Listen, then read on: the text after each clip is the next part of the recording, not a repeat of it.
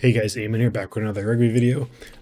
We are going to check out this video by Squidge again. It's about rugby players working in the NFL. I figured I'd do this because I just saw that Louis Rees-Zammit, who we did a video on like a couple weeks ago, he just signed with the Chiefs in the NFL, so that's awesome. So I figured we'd do this little video by Squidge here that's talking about like if they can work, and I guess I might talk about some of the guys that have worked in the past because I know there's a few that have actually like had like decent careers in the NFL after switching.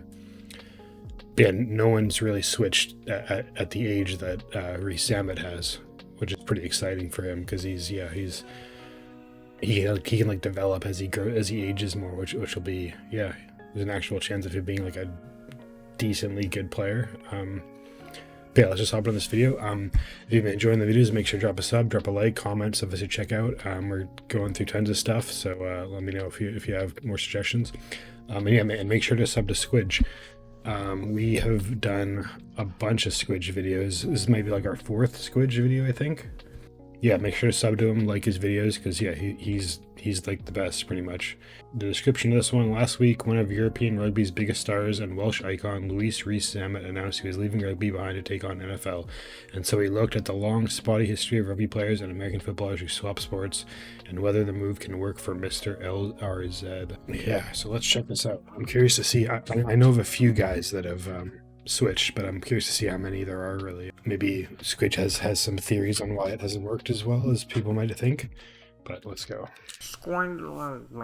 January 16th, 2023 might have marked the most seismic Tuesday lunchtime in Welsh rugby history. And in the space of 11 minutes, 5 new call-ups were selected. Dav Jenkins was named the youngest squad captain in the Welsh rugby team's near 150-year history. And Louis Rees-Zammit, the biggest star Welsh rugby's produced in a decade, arguably one of the nation's best-known, most celebrated young sportsmen since Gareth Bale, Sam Warburton and Geraint Thomas stumbled out of the same school back a decade ago, and front and centre of all Six Nations marketing efforts coming up over the next few weeks. So Zammit is like a huge superstar to pursue a place in the NFL. The Rugby to NFL National Football League American Football and NFL to Rugby pipeline has long since been a fascinating one, mostly because it doesn't really exist. A lot is often made of the similarities between the two sports, yet the links between them exist more in YouTube comments complaining that one is tougher to play than the other than in athletes actually hopping back and forth between the two. And yet the two games do remain in many ways eternally tied together and have a long lineage of players jumping between one and the other. The sports we now know as rugby union and American football truly diverged in 1882 when the latter introduced the free downs format. Yet, for some time, even after that, players still bounced between the two sports pretty freely. Rugby was still a big deal, particularly in colleges in America, and those who favoured American football might find themselves in a town where the old-style, more traditional rugby rules that had been brought over from Britain were more popular and opted to play them instead, or vice versa. A rugby player might find themselves in a football town and start playing by American rules. It was like switching from playing Call of Duty to playing Halo. There's a big difference, sure, but broadly, if you're good at one, you'll likely still be pretty good at the other. The big change came, however, around the turn of the century as payment for playing American football became more and more common, yet rugby in the US was forced to stick to the sport's hallowed, enshrined love of amateurism, the greatest force for good in the world. In those days, to accept money to play rugby was the biggest eschewing of rugby values one could possibly perform. It was strictly banned, and seeing as Bill Blomont would have been, what, that's like crazy. Mid-40s I back should do then, another you deep probably dive still into could come around rugby your house and beat history. you up if you found out about it. That's So like it some was crazy off stuff the table. And slowly but surely, all of America's best contact sport athletes chose the game that was able to remunerate them for their efforts. And rugby, to a greater or lesser degree, died off across the United States. The games would grow apart over the following few decades before. Let me pause for a second.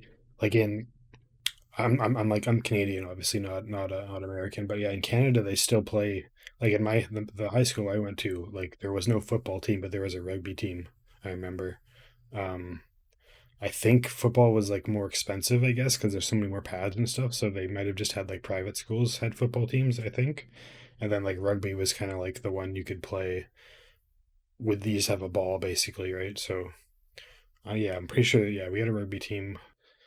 Pass legalized in 1906 and the downs concept revolutionizing the way the game was played, wedging apart defense and offense into two totally separate disciplines. It was only really in the 80s, as global TV started to become more regular and the world get that little percentage point smaller, that we started to see crossovers happening once again. Despite every commentator over the tournament praising Team USA's gridiron style, the American team at the inaugural Rugby World Cup featured just one legit cross-code athlete. Fred Powley had huge success as defensive lineman at Colorado State before chasing a legal career instead of a football one, and rugby's amateur nature allowed him to convert and play at the top level, playing prop for the USA in the first two World Cups whilst having a separate professional career. However, the first significant move in the opposite direction, and almost certainly the biggest name in rugby to attempt the switch before Rees-Zammit, came in 1996 when Scotland legend Gavin Hastings signed for NFL Europe team, the Scottish Claymores, which was briefly a thing, 1 year after retiring from rugby. Hastings had been one of rugby's greatest goal kickers of his era, so seemed worth a punt in a sport where kickers didn't need to do anything else at all. They could just come on and kick and nothing else. He nailed 24 of 28 kicks, but only lasted for one season before he was old though.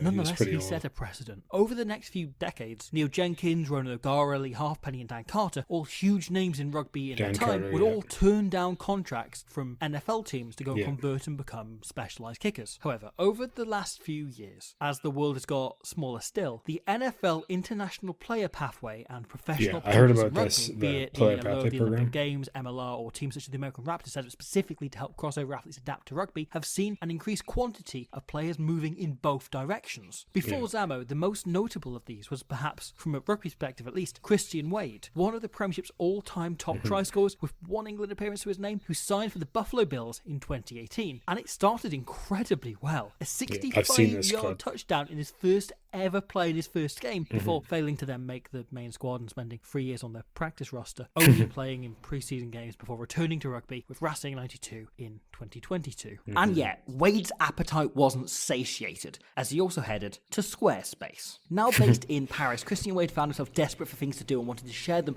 with the world, having attempted the HTML blog of Squidge Rugby. There you go, Squidge Rugby, yourself some Squarespace. Beautiful Go check it website that can be used by your American fans, your French fans, your British fans, your fans from all over the world to come and visit you and look at your adventures that you're having. Wade made waves because he was a bigger name in union, yet the path is littered with other noble failures. Athletes who showed that they could play two sports, just maybe not one of them to the equal level of their first sport. Former London Irish and Newcastle forward Alex Gray had a very similar stint at the Atlanta Falcons. Practice squad before it all fell apart, he went back to rugby and then ended up somehow on the new season of Gladiators, while owner of the poshest name this side of Knight Grand Cross of the Order of the British Empire, Sir William Blackledge Beaumont, Commander of the Most Excellent Order of the British Empire, Deputy Lieutenant of Lancashire, Christian Scotland Williamson, also had a 3-year run in a practice squad without ever really getting proper game time, while Hayden Smith had slightly more success. A USA international already, he left a successful club career at Saracens in rugby to join the New York Jets, and actually did make the active roster, even catching a pass in a full NFL game, yet was cut again after just one season in that squad, returning to Saracens 18 months after he first left them. And moves in the opposite direction have generally come up short too. University of Arizona college football man Sione Tuihalamaka had a brief pro career in American football outside of the NFL divisions before sliding between clubs in MLR on a near annual basis, while former defensive tackle Darland McDowell signed with Nola Gold last year in the hope of becoming a tight end prop, but is yet to play a pro match for the franchise. There have been a couple of rugby league players who've also transitioned. Jordan Mailata of the Philadelphia. There have been a couple of rugby league players who've also transitioned.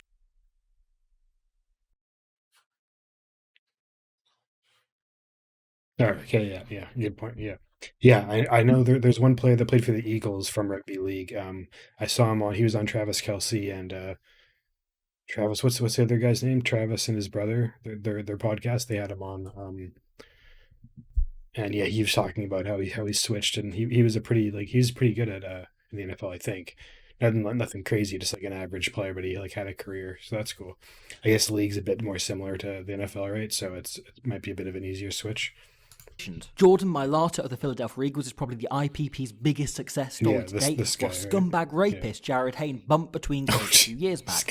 Big success in rugby league, a short-lived success in the NFL, a failure in rugby sevens, then 4 years in prison with a piece of shit's career deserved to end. Instead, if you want to look at athletes who have managed to play both sports to a genuinely successful level, as Rees-Zammit is hoping to do, kind of predictively, you almost exclusively end up staring at those who played both sports in their early and teenage years. Paul Lasike, for example, grew up playing rugby before moving to Sacramento as a teenager, where, much like the 1890s generation before him, he was forced to convert code about a rugby team nearby. He excelled in his new sport, going on to spend 3 years with the Chicago Bears before happily shifting back to rugby after a decade out of the game. Inside a year of doing so, he was called up by the USA national team and signed for Harlequins in England, where he scored 5 tries on 26 appearances. While current US Eagle Son Wuching was a highly successful linebacker at the University of Washington before declining NFL practice squad spots to play his proclaimed first love of rugby union, where he's made a very solid career, gone to play for the Eagles and captain the San Diego Legion, before going to sign for a club in France this year. But maybe the most successful of the lot was Nate Ebner. A junior rugby prodigy, Ebner skipped college football in the name of the Gilbert before being offered a scholarship for his final year if only he would focus on goddamn football. Ebner was a sensation there. Drafted by the New England Patriots a year later, he would go on to be part of the Super Bowl winning Patriots side of 2014 before switching back to rugby in 2016 to play in the inaugural Olympic Sevens before returning to the Patriots in another Super Bowl in 2017 and a third in 2018 before a final stint back in rugby after calling time in his football career, injury and the COVID postponement ultimately costing him a place at the 2020 Olympics. Since retiring from sport altogether, he's become part owner of MLR's New England Free Jacks, who won their first championship title. Okay, so that guy's like, he was actually the only exceptions in NFL either direction, titles. Really, are those who pretty much just traded on one exception. Was he like an Carly actual Niles like and Terry contributor, Baker or just both kind of left like on middling active football roster, careers for didn't rugby really play sevens, where much their there? pace allowed them to excel. Baker in particular, who's a phenomenal sevens player, while Gary Anderson and Richard Tardis, who had a career that's very much bigger on the inside, were nobodies in union, had very successful 90s NFL careers based on one outstanding skill they learnt playing junior rugby, goal kicking and the sack, respectively. Louis Rees-Zammit is comfortably the best rugby player to ever attempt a move to the NFL. The players I've listed are, for fans of both sports, kind of deep cuts. Athletes you'll only remember if you're a huge fan of either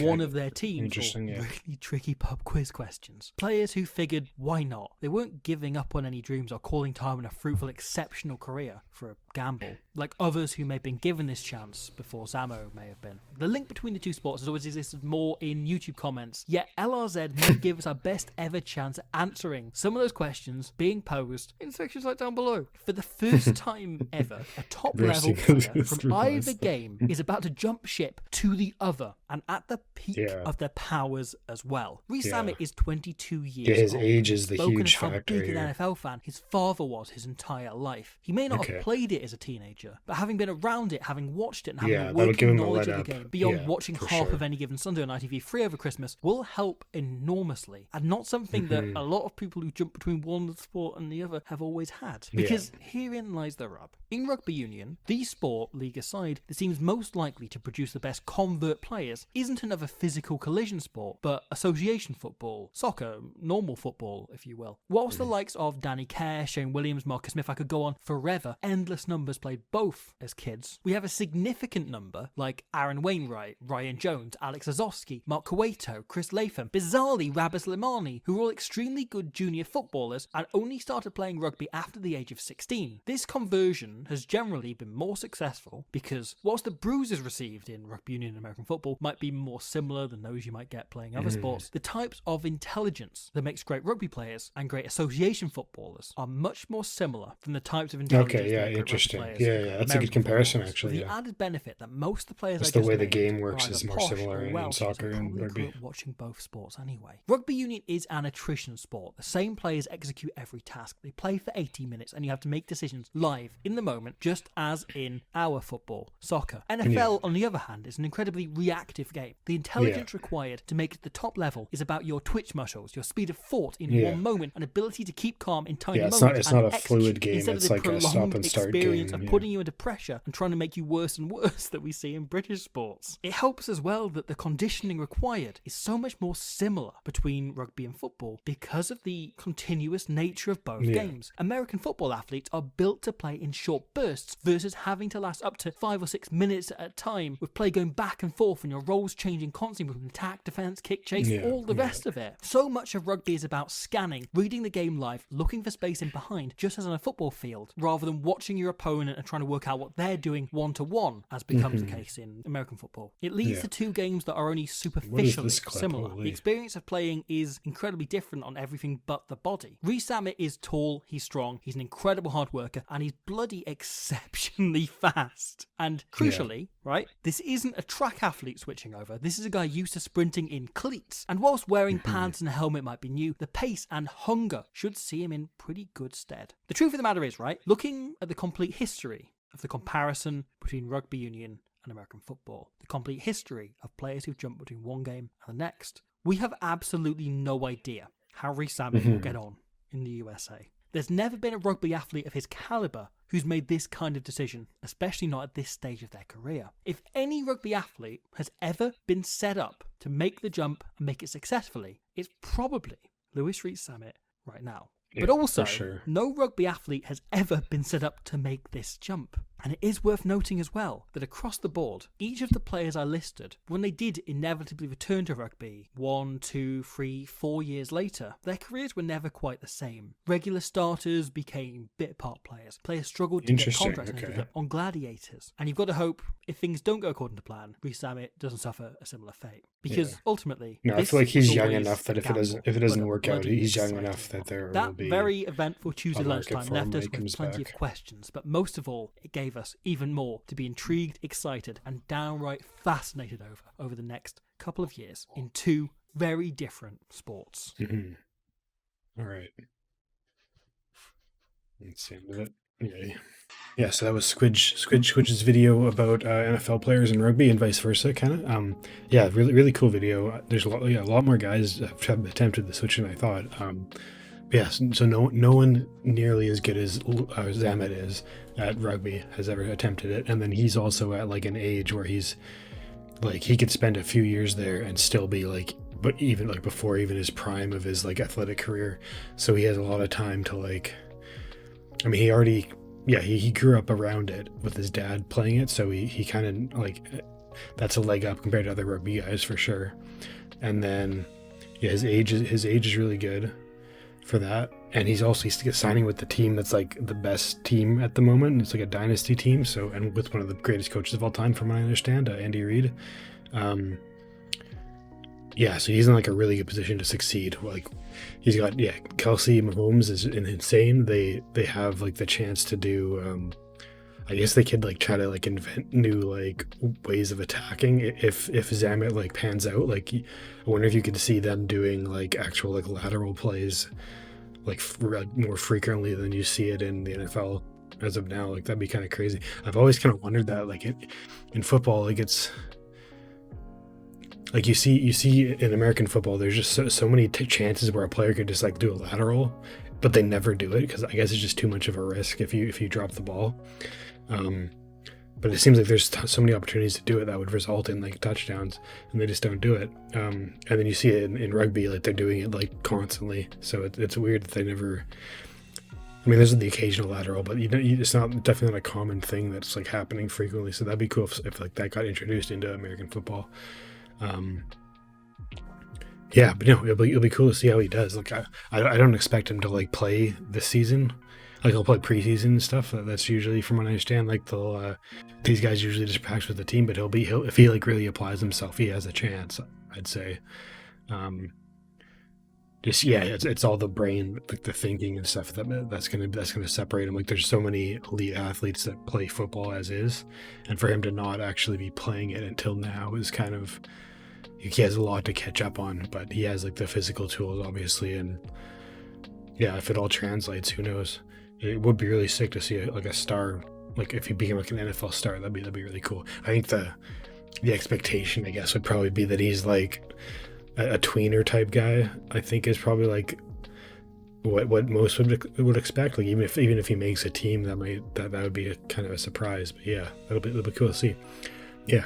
I guess we'll just end it there. It was a cool video to watch. If there's other videos you want me to check out, let me know. Maybe we'll do some more. Probably won't do any more Zammit specifically. Maybe once he's playing in like preseason games and stuff, maybe we'll take a look at him again. If there's anything else you want me to check out from like that at all. I mean, actually, if there's any NFL fans watching, like I've said before, like I watch the Super Bowl and stuff, but I'm not like a huge NFL watcher. So if there's any cool NFL stuff you'd want me to check out, let me know, because I'm always for learning about like cool stories. Cool. If there's any videos about like cool stories from the NFL and stuff that I could react to, that'd be fun to do. Just to get more sports involved in the channel, because yeah, the plan was always to kind of spread out, and I don't know how many people would actually care for me to watch me do NFL stuff though, but because I'm not like I'm like a noob in terms of NFL, but I've obviously like grew up where it's on TV all the time, and I've watched like maybe not hundreds of games, but I've watched a lot of games, and I understand like the pretty basic understanding of the rules and all that. So, but yeah, if any of you guys do watch NFL and want me to check out the videos, let me know. That might be fun to do. Yeah, we'll end it there. Have a good one, everyone.